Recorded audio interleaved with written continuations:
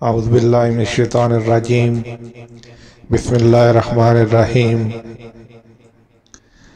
اہل جنت اور ان کی نعمتیں۔ اہل جنت کا قد حضرت آدم علیہ السلام کے قد کے برابر ہوگا۔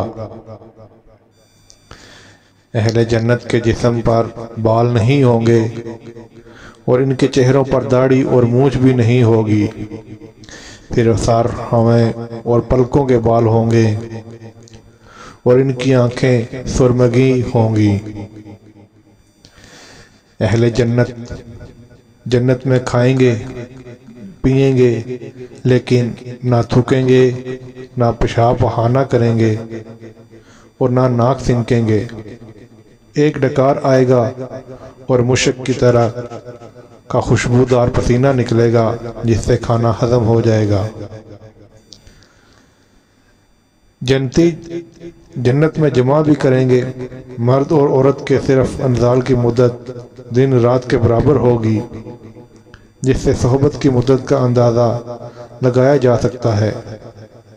اس کے بعد مشک کی طرح کا خوشبودار پسینہ آئے گا جس سے جنابت نکل جائے گی۔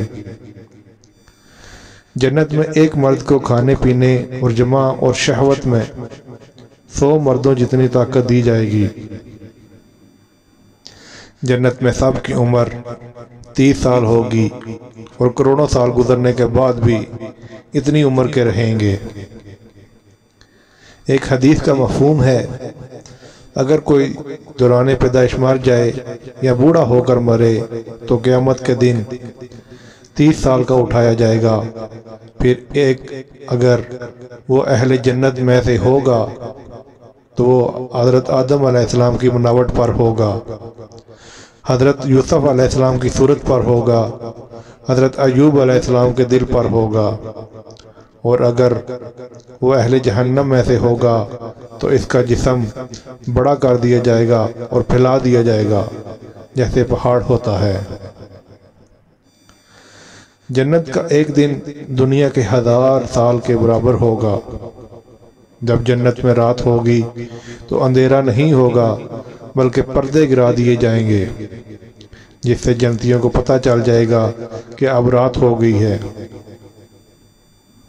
جنت میں عرش سے ایک نور نکلے گا جس سے جنت میں روشنی ہوگی۔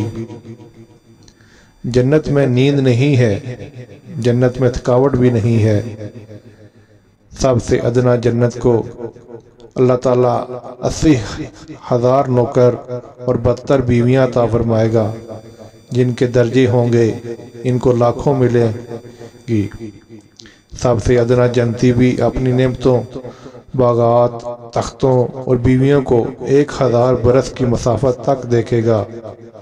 اللہ کے نزدیک سب سے زیادہ اکرام والا وہ ہوگا جو صبح و شام اللہ تعالیٰ کے چہرے کی طرف دیکھے گا۔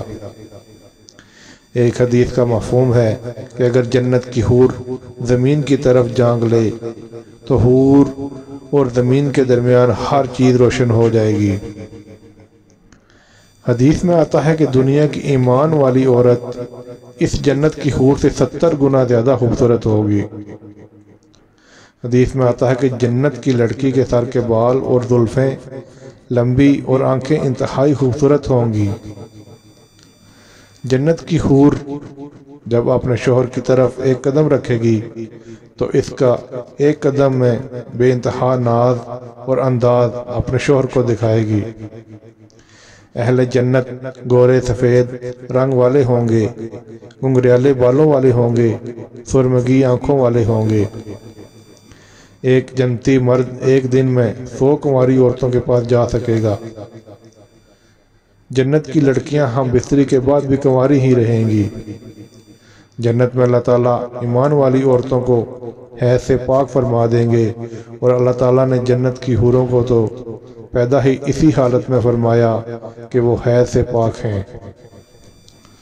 اللہ تعالیٰ اہل جنت مردوں اور عورتوں دونوں کو سبز رنگ کے ریشمی لباس پہنائے گا۔ اللہ تعالیٰ ہر جنتی کو 70 لباس پہنائے گا اور سارے لباس ایک دوسرے کے پیچھے سے نظر آئیں گے، اور آخری جوڑا جسم کو چھپائے گا، لیکن میاں بیوی 70 جوڑوں میں سے ایک دوسرے کا پورا جسم ہر وقت دیکھ سکیں گے۔ اہل جنت کی زبان عربی ہوگی۔ دنیا میں ہمارا دماغ صرف 4-5% کام کرتا ہے، باقی کا 95-96% سویا رہتا ہے، لیکن جب ہم قیامت کے روز دوبارہ زندہ کیے جائیں گے تو اس وقت اللہ تعالیٰ کی قدرت سے ہمارا سارا دماغ کھل چکا ہوگا، یعنی اس وقت ہمارا دماغ 100% کام کر رہا ہوگا، اور جنت میں جب داخل ہوں گے تو اس وقت بھی ہمارا دماغ 100% کام کر رہا ہوگا، یعنی جنت میں ہمارا دماغ اور جسم کے سارے سینس انتہائی تیز ہوں گے۔